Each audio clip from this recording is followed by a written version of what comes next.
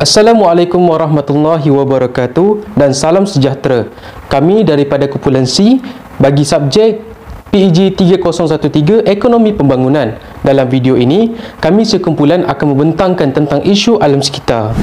Kami sekumpulan terdiri daripada 4 orang ahli, iaitu Muhammad Faizal bin Muslim, Syahmi Hadif bin Syamuddin, Nur Ain Nabilah binti Hasan dan diri saya Muhammad Syazwan bin Rosli.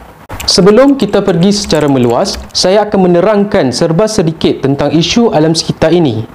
Apakah yang dimaksudkan dengan alam sekitar? Alam sekitar secara khusus merujuk kepada fenomena fizikal yang melingkungi suatu organisma di muka bumi. Fenomena fizikal ini termasuk juga fenomena yang berkait dengan iklim dan cuaca. Dalam usaha mengejar kemodenan negara dan meningkatkan taraf hidup penduduk, kegiatan ekonomi dan projek-projek pembangunan sesebuah negara tidak dapat dielakkan. Manusia sering mengabaikan masalah-masalah alam sekitar yang timbul akibat pelaksanaan aktiviti ekonomi dan projek-projek pembangunan. Kesan-kesan negatif akibat proses pembangunan dan modernisasi secara terburu-buru semakin mendesak dan ini akan mengakibatkan kesan pencemaran alam sekitar yang teruk. Malah, pencemaran alam sekitar ini mampu menggugat kesihatan manusia, sumber ekonomi dan kesihatan bumi. Oleh itu, dalam video pembentangan kami ini, kami juga akan membentangkan perbandingan di antara 3 negara tentang faktor berlakunya pencemaran alam sekitar, langkah-langkah yang dibuat oleh negara tersebut dan cadangan bagi penyelesaian tersebut. Perbandingan di antara negara-negara itu adalah negara mundur iaitu Bangladesh, negara membangun iaitu Malaysia dan negara maju iaitu Jepun. Jadi, mari kita saksikan. Apakah faktor-faktor berlakunya pencemaran alam sekitar di antara 3 negara ini? Jadi, jom saksikan. Baiklah, saya akan meneruskan pembentangan dengan menerangkan tentang pencemaran air yang berlaku di negara mundur iaitu negara Bangladesh. Faktor yang menyebabkan berlakunya pencemaran air di negara Bangladesh ialah yang pertama, kemasinan air bawah tanah ketika musim kemarau.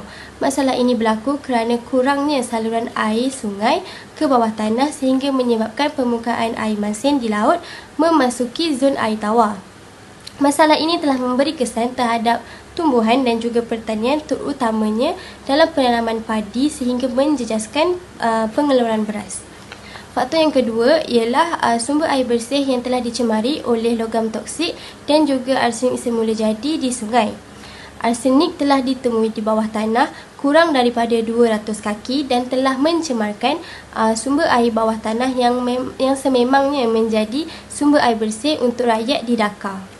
Faktor yang ketiga pula ialah pengurusan kelestarian sungai yang sangat lemah oleh kerajaan Bangladesh. Kerajaan Bangladesh tidak mengambil langkah asas untuk mengeluarkan arsenik daripada sumber air bersih yang akan digunakan oleh rakyat. Hal ini tidak bertepatan dengan apa yang digariskan di dalam SDG melalui penambahbaikan iaitu sumber air bersih yang akan digunakan oleh rakyat. Faktor-faktor pencemaran udara di Malaysia. Yang pertama ialah industri perkilangan. Pelepasan nitrogen sulfur dioksida, hidrokarbon dan karbon dioksida telah membawa kesan sampingan kepada kehidupan alam sekitar. Industri perkilangan seperti kilang baja, kilang kelapa sawit, kilang getah, kilang kimia ialah antara contoh-contoh kilang yang menjadi punca kepada pencemaran udara. Baiklah, untuk faktor yang kedua pula adalah pelepasan asap kenderaan bermotor. Zaman sekarang, kenderaan adalah keperluan harian dan penggunaan dan pengeluaran kenderaan bermotor saban tahun kian meningkat di atas jalan raya.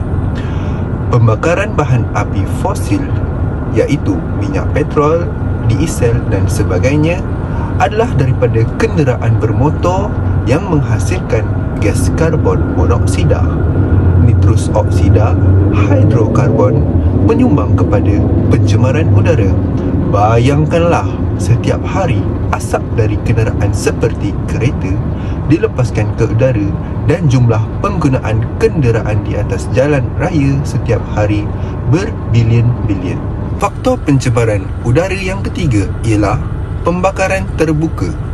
Pembakaran terbuka sering berlaku di kawasan tapak pelupusan sampah, pembuangan sampah, sisa pepejal, tapak pembinaan, sisa kebun.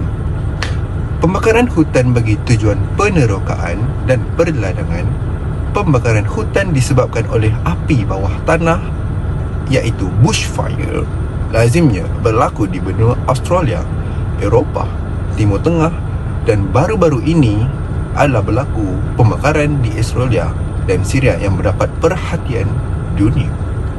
Seterusnya, bagi negara maju iaitu Jepun, faktor berlakunya pencemaran udara yang pertama ialah di bandar Kitakyushu.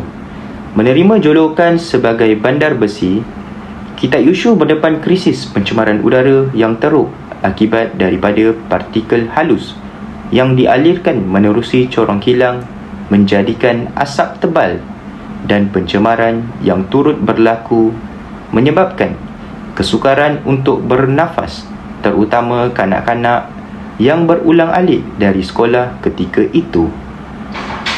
Selain itu, pada tahun 1960, Teluk Dokai mengalami krisis pencemaran alam apabila air bertukar menjadi hitam akibat dipenuhi sisa kumbahan dan toksik dari kilang, menyebabkan mata pencarian nelayan turut merosot.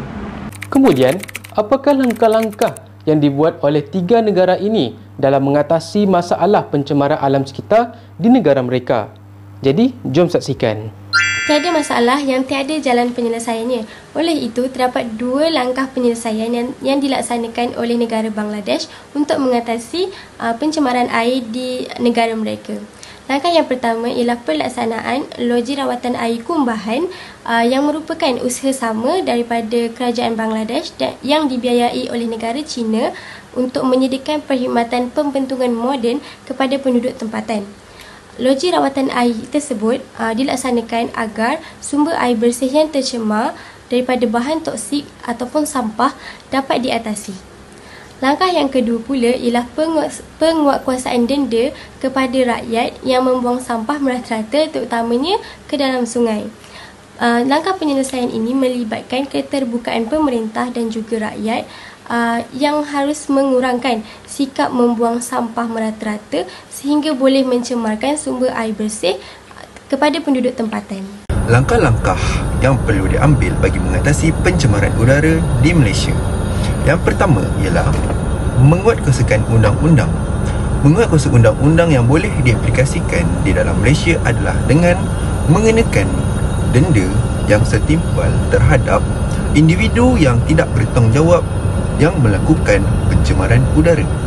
Oleh dengan itu, pasti individu tersebut akan berasa insaf dan tidak akan melakukan pembakaran yang boleh mencemarkan udara. Langkah kedua pula bagi mengatasi pencemaran udara adalah dengan menggunakan kenderaan awam. Apabila kenderaan awam banyak digunakan, maka kenderaan-kenderaan di lebuh raya, jalan raya dapat dikurangkan. Oleh dengan itu, apabila kenderaan di lebuh raya dikurangkan, gas monoksida yang membawa pencemaran kepada udara dapat dicegah. Oleh dengan itu, tidak mustahil negara Malaysia dapat menjadi negara yang bebas aman daripada pencemaran udara. Antara langkah-langkah yang diambil oleh negara Jepun bagi menangani masalah alam sekitar yang berlaku, yang pertama ialah semua kilang yang beroperasi di Kitakyushu bersetuju untuk menandatangani Perjanjian Pencemaran 1971 bagi mengelakkan pencemaran alam terus berlaku. Seterusnya, pelaksanaan mematuhi garis panduan operasi perlombongan dan pemprosesan biji timah tanpa menjejaskan alam sekitar menyebabkan kini bandar Kitakyushu di Jepun dikenali sebagai peneraju bandar mesra alam. Selain negara membangun seperti Malaysia turut mengadakan program mengunjungi muzium alam sekitar di Kitakyushu bagi mendalami kejayaan Jepun dalam menangani pencemaran yang berlaku. Berikut merupakan cadangan yang dilontarkan untuk penyelesaian bagi tiga negara tersebut. Apa cadangannya? Cadangan penyelesaian untuk masalah pencemaran air di Bangladesh menurut negara maju dan juga negara membangun yang lain adalah negara Jepun telah menyediakan kawalan kuasa yang ketat terhadap pencemaran sungai, tasik dan juga lembangan agar rakyat mereka tidak sewenang-wenangnya mencemarkan kawasan saluran air umum. Seterusnya, Minnesota Pollution Control Agency ataupun MPCA telah menguruskan kualiti air mereka dengan memantau kualiti air mengikut kitaran selama 10 tahun dan sepanjang 10 tahun itu kualiti air mereka direkodkan untuk mengkaji cara yang sesuai bagi mengatasi pencemaran air mengikut tahap pencemaran air. Salah satu cara untuk merawat air di kawasan tersebut adalah dengan kaedah pam, di mana air yang tercemar tadi akan dipam untuk dirawat dan setelah dirawat akan disalurkan semula ke kawasan sungai. Kawasan Veneto di Itali pula telah membuat satu kumpulan khas untuk menggerakkan langkah berjaga-jaga dalam rawatan air yang tercemar. Mereka menggunakan sistem tapisan dan hampir kesemua bahan toksik ataupun racun dapat ditapis daripada air tercemar di kawasan mereka. Negara Jerman pula telah menggunakan kaedah pengairan air daripada pengumpulan air hujan melalui tumbuhan untuk sumber air bersih yang akan disalurkan semula kepada akar-akar tumbuhan yang lain. Kaedah ini dipanggil kaedah pengairan titisan. Negara China pula telah mengambil langkah yang lebih keras dalam rawatan air kotor serta pengurusan air yang bijak untuk pembangunan agrikultur dengan menggunakan teknologi. Seperti yang kita tahu, negara China sememangnya membangun dengan pelbagai jenis teknologi. Jadi mereka menggunakan kemudahan agrikultur untuk menambah baik pengurusan air yang tercemar di kawasan pertanian, seterusnya meningkatkan hasil ekonomi mereka. Cadangan penyelesaian bagi masalah pencemaran udara. Yang pertama ialah Jabatan Alam Sekitar akan mewajibkan beberapa tindakan pematuhan baharu kepada premis industri di kawasan Pasir Gudang, mewujudkan stesen pengawasan gas pencemar automatik di mana premis industri perlu memasang alat pemantauan pelepasan secara berterusan. Yang kedua ialah menjalankan program pemantauan dan rondaan darat oleh Jabatan Alam Sekitar.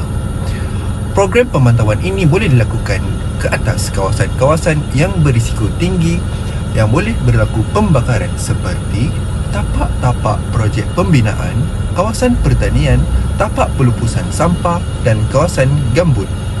Program pemantauan ini turut dilaksanakan melalui penerbangan udara dengan kerjasama unit udara polis dan penerbangan pihak swasta untuk membuat pengesahan awal bagi mengelakkan kebakaran daripada merebak.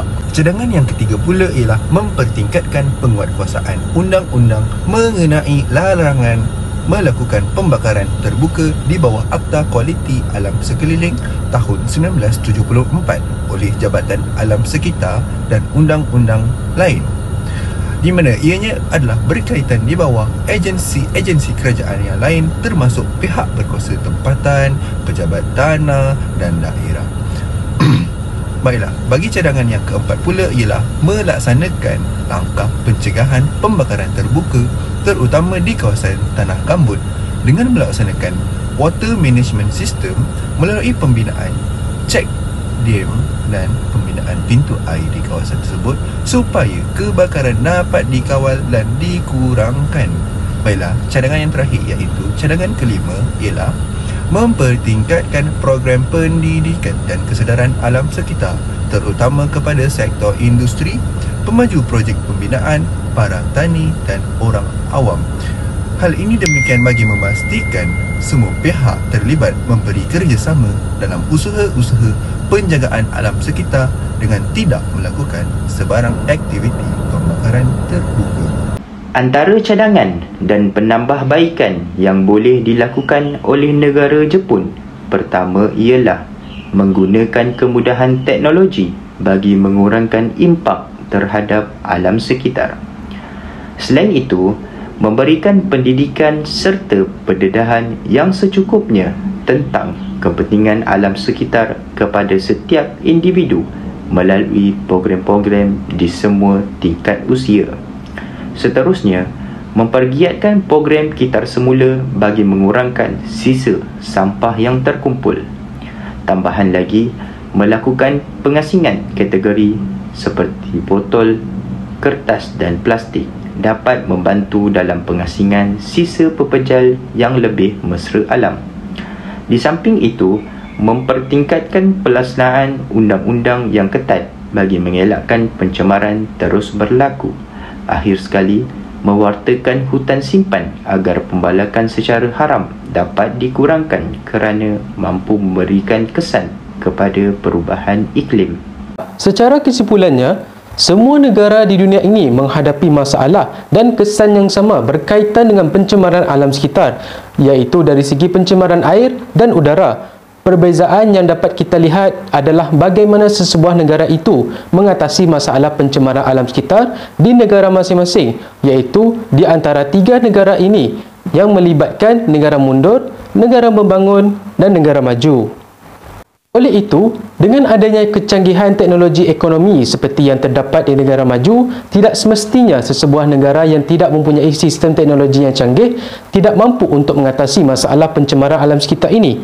Dengan adanya penerapan sikap yang bertanggungjawab dan sayang akan alam sekitar, mampu sesebuah negara itu dapat mengatasi isu ini, di mana semua pihak haruslah bekerjasama antara satu sama lain dalam menjaga alam sekitar agar hidup di bumi ini lebih sihat dan sejahtera. Jadi, itu sahaja daripada kami. Sekian, terima kasih.